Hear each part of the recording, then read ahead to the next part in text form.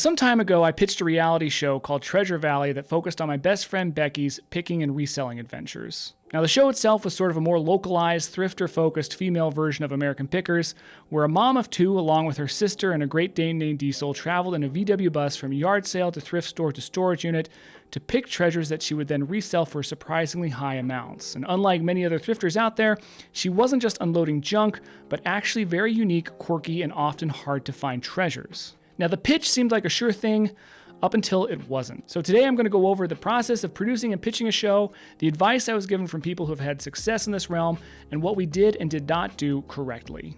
Now, you'll see some snippets of the sizzle intercut here while I discuss it, but if you want to see the full sizzle, you can jump to the end of the video, or there will be a link of it below in the description. Now, for the record, this sizzle was produced completely independently. As we'll discuss, a lot of times you will partner with a production company, which I did do when it came time to try and pitch and sell this.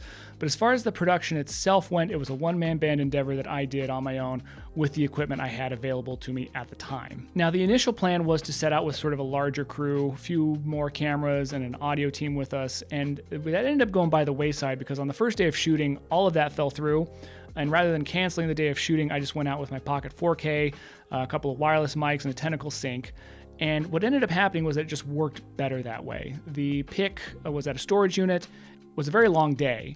And so there was actually sort of a slow movement to the day that allowed me to run around and get multiple angles. And it ended up being really nice because when you're shooting with multiple people, you have to worry about someone being in your frame, someone not being in your frame. Maybe a take gets ruined because someone was in your shot. Being by myself took a lot of pressure off of me when I was doing this, in knowing that I didn't have to hire crews multiple days. I didn't have to try and find a lot of people to be involved. We could be a little bit more spontaneous about this since I owned the equipment and it was just me. Becky could give me a call, say, hey, I'm going to a pick today. I'm going to a yard sale today. Come along.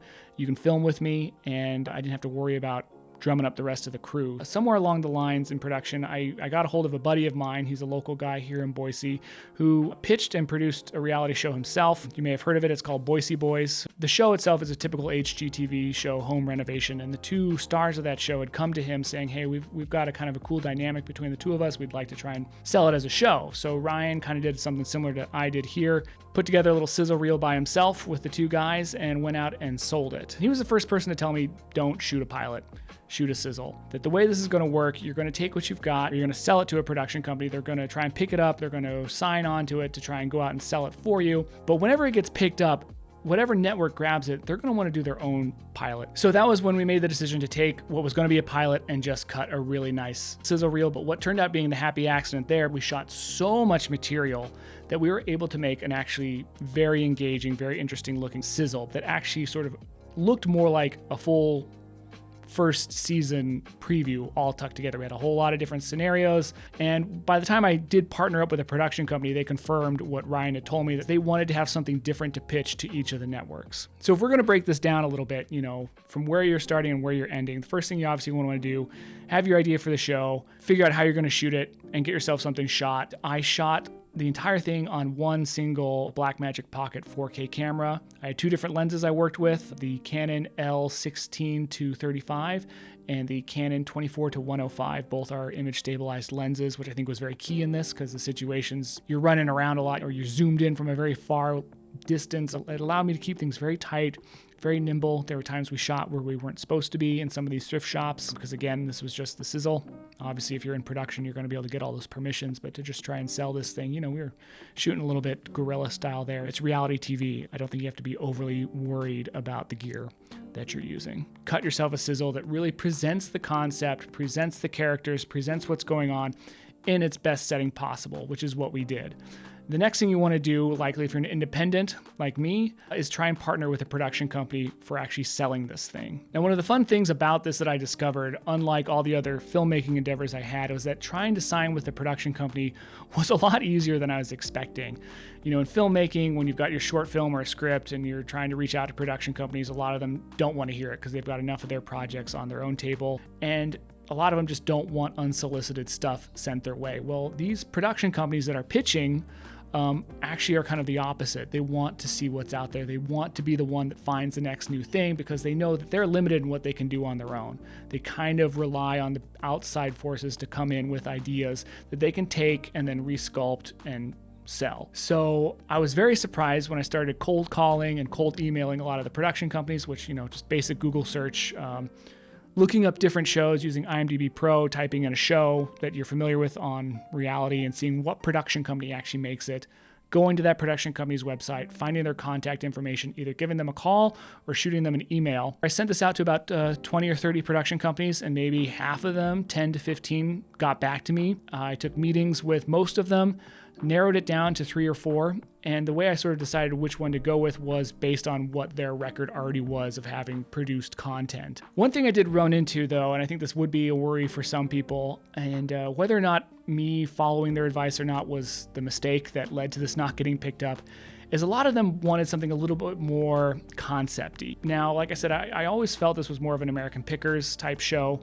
which in my mind is sort of a fly-on-the-wall type show. You're watching these very entertaining people going out, finding interesting stuff, interacting with interesting people, and giving us a little bit of a story behind the stuff that they're finding, what they're doing, how much they're buying it for, how much they're selling it for. Clean cut, plain and simple. They wanted to add sort of another angle to it so that each episode had sort of stakes involved. One pitch was, oh, hey, let's make it that she's struggling so much that she can't make her mortgage payment. And so every episode is her trying to sell us stuff to make her mortgage payment. And then we can have a number countdown on the side as she finds something, what it costs, what she sells it for, how much that takes off her mortgage payment. And Becky didn't want to be doing something that wasn't actually what she was doing. This was her business first and foremost.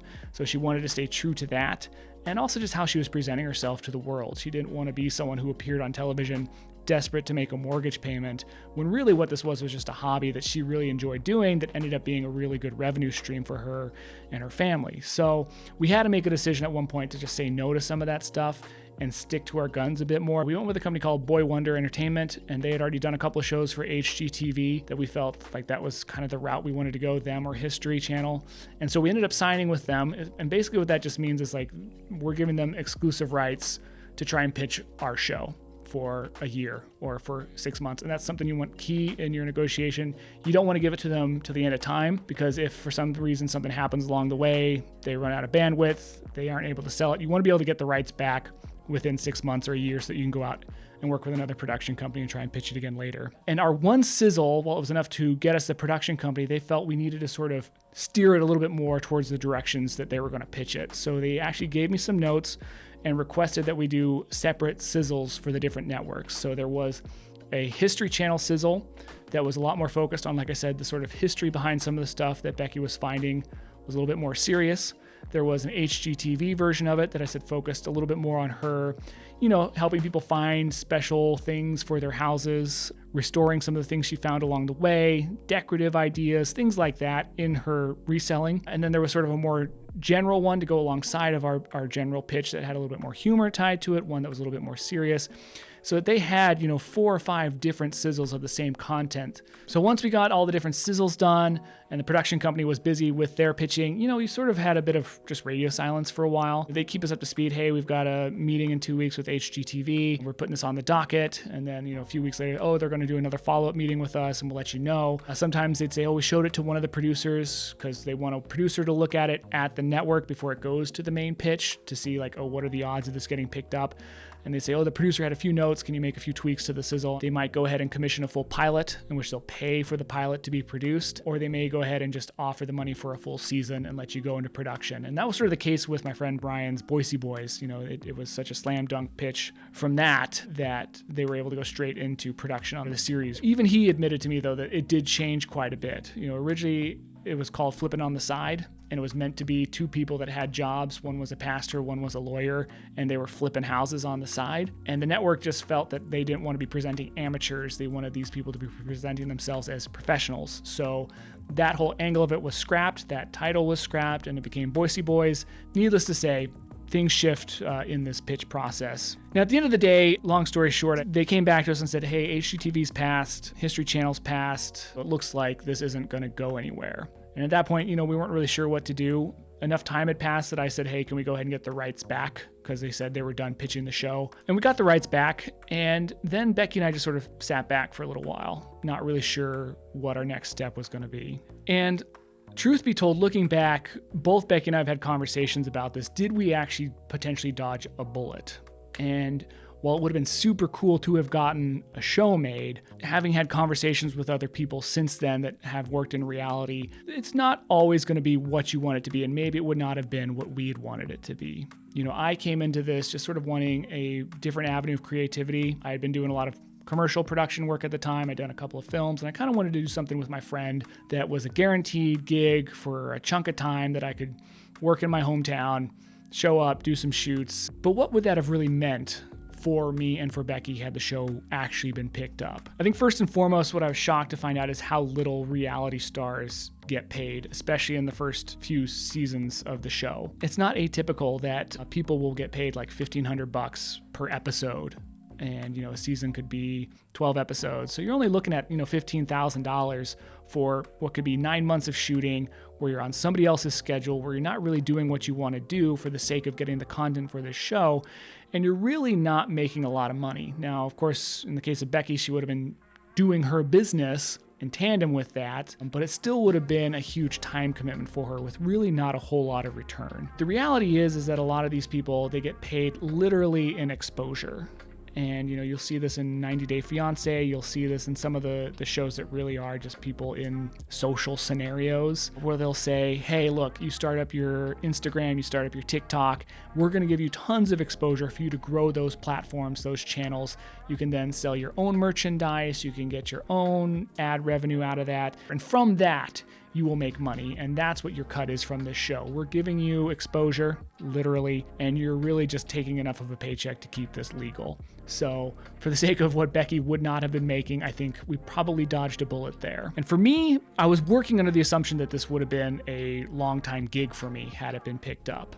And that's something that Ryan revealed to me too, is that, once his show got picked up, he was offered his producer paycheck, and he sort of parlayed that for a role as part of the camera crew. And now he wasn't the director of photography, he wasn't head of anything, he was literally just one of the grunts schlepping the camera around during that first season of the show that he created and pitched. And he was honestly very lucky to be given that, because a lot of these production companies, obviously, they have their own crew that they want to get paid, they want to get hired, they want to make use of. They're not necessarily just going to take everybody in, especially if they don't really know what your capabilities are. So for me to have assumed that I would have gotten a gig out of that was a little bit naive, and maybe it would have happened, maybe not. Maybe I could have gotten a better producer role, or maybe it just would have been a good enough check for me to have walked away from it, but then I would have felt a little bad abandoning my friend Becky to the whims of a producer she didn't know. So as far as my placement in that show, what it might have become had it been picked up, who's to say that I didn't dodge a bullet as well. And lastly, and I touched on this already, was the creative concept. Once it would have gotten picked up by a network and that production company was working in tandem with them, they've bought the concept, they've got the rights to it, they can take it wherever they want. So even though during the SIZZLE process, I said, I don't want this to be about her making a mortgage payment or her decluttering her house or something like that, had HGTV or History decided that was where they wanted to go and we'd already signed on to doing this show, that's the direction it would have gone, whether we liked it or not. And I think the industry itself, the reality industry, has changed a ton over the last few years. And my friend Ryan, Boise Boys has ended. He's had other pitches that have gotten almost to pilot and then have not gone through. I know a lot of people who've been producers on very large shows that right now aren't getting any work. Was it a total waste? I would say no. No, not at all. And I'll tell you why. This was probably the most fun I'd had in a very, very long time operating a camera. I shot a lot of news in the day, done a lot of productions, some that I loved, some that were passion projects, some that were purely for a paycheck. And I'd kind of grown to a point where I really did not enjoy camera operating anymore. It just sort of was a hassle. Same with editing, especially with editing. And this was the project that for me actually changed that for a while. I had so much fun shooting this. I had so much fun being out and about with my friend, pure freedom and creativity, getting to do it exactly my way, and just having a good time. So for that alone, for rekindling that love of shooting, of editing, of being in the field and operating a camera, for that reason alone, it was well worth my time. And I think for Becky too. Now, for those of you out there who are thinking they want to do this, maybe that's why you watched this video to begin with, to sort of figure out where I went wrong so you don't make those same mistakes. This is by no means a discouragement. I think there are so many avenues out there. Like I said, whether you get picked up by a network, whether you decide to just do this on your own and distribute it on YouTube, there's other platforms out there doing more short form content like this. I think the opportunities are endless. And I think that if this is something you're passionate passionate about doing. I really hope that actually me doing this inspires you to know that you don't need a crew, you don't need a production company backing you, you don't need a ton of money to do this. It was a pretty bare bones production. It was me by myself operating the camera and just getting it done. I'm gonna show you the sizzle now to end things off. You can take a look at what we put together. This is the original one that we did prior to all the changes offered to us by the production company. So enjoy your look at Treasure Valley. If you like this video, be sure to hit like, share, and subscribe. Leave some comments below, any questions you got, and we'll see you next time. You know, it's funny because I don't look at myself as any different than the other woman. This is a pig penis? Treasures. All right. Music to keep your husband happy? You can borrow it. Hey, honey, I'm home. My hands are like chapped. What's this? Woo! Dried. My nail polish. Ugh. I'm bleeding. Throwing it back.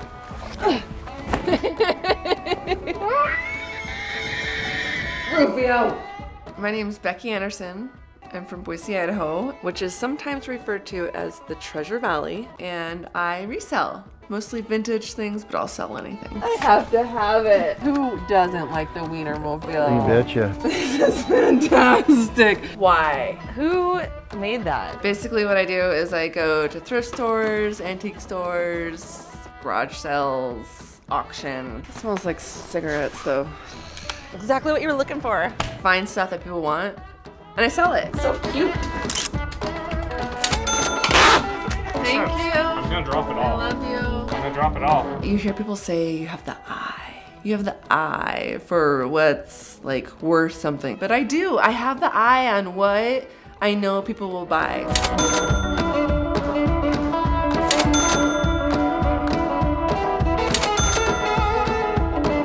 It started as a hobby prior to having kids. You know, I had a job. I had a full-time job. I worked 40 to 50 hours a week. But when I was an alien incubator, making that baby in my belly, I wasn't doing anything. This is my passion. I love finding things. And I said, why not? I can do it from home. I can do it with a little babe and make it work. So I did. It's gorgeous. Look at its feet.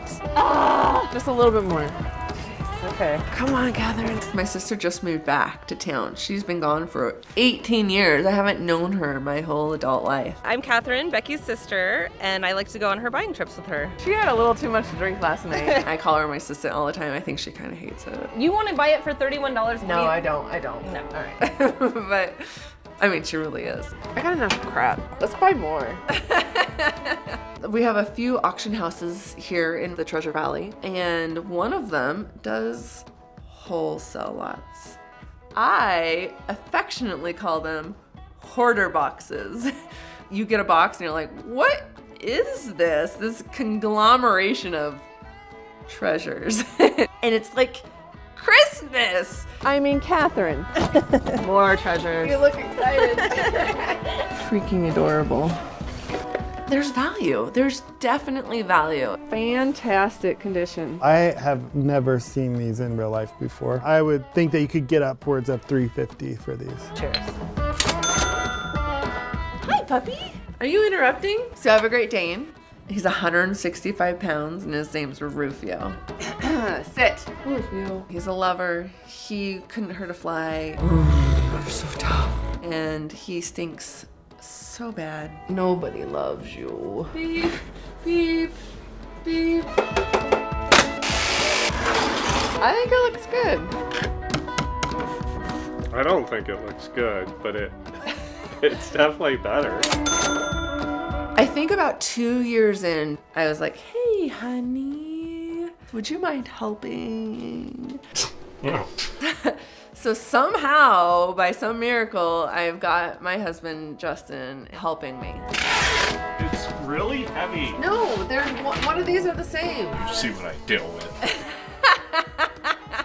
I'm obsessed. My hoarder heart loves it. Your hoarder heart. I started this because I was bored. I started this because I needed a hobby. I never had intentions for it to turn into what it is. Oh, man. You're not helping. You know, I'm pretty proud of myself. I can, get anything done if I set my mind to it. I love it. I'm angry. Look at this old Christmas ornament. Why are you here? Cheers. No. I'll sell it to you.